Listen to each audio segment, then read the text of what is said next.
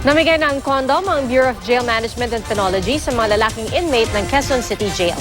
Kasunod ito na lumabas na resulta ng HIV test sa mga inmate na may 3 presong nagpositibo. Nakatutok si Steve Dailisa. 3 sa mahigit 2,000 inmates sa male dormitory ng Quezon City Jail ang nagpositibo sa HIV o Human Immunodeficiency Virus.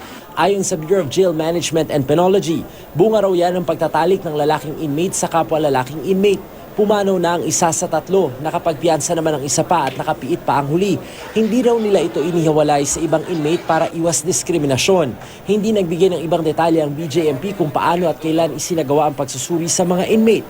Pero ayon sa BJMP, alinsunod sa AIDS Prevention and Control Act, hindi raw nila pinilit magpatest ang mga inmate. Nitong Biyernes, nagsimulang mamahagi ang BJMP ng kondom sa mga bilanggo. Alam naman natin, no, very congested ang Quezon City Jail. Plus kulang ang number ng personnel namin. No, so iniiwasan namin magkaroon pa ng mga panibagong krisis, lalo na pangkalusugan. Hindi kabilang ang mga kulungan sa mga minomonitor ng DOH pagdating sa mga kaso ng HIV/AIDS. Pero di na raw nagulat ang ahensya sa hawaan ng HIV sa kulungan. May panganib nga na kumalat yung HIV kung totoo yung balita na may ganun pagkakataon na nagsisex po sila ng walang proteksyon.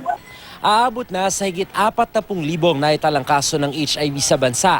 Nitong Enero, umabot sa 844 ang bilang ng naitalang kaso, pinakamarami mula taong 1984. Ayon sa DOH, tamang impormasyon at maagang pagpapasuri ang pinakamabisang panlaban pa rin sa nakamamatay na sakit.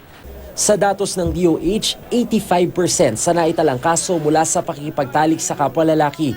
Patuloy namang ikinakampanya ang ABC pangontra HIV, A for abstinence o pag-iwas sa pakikipagtalik, B for be faithful o pagiging tapat sa kapareha, at C for condom use. Steve Dailisa, Nakatutok, 24 Oras.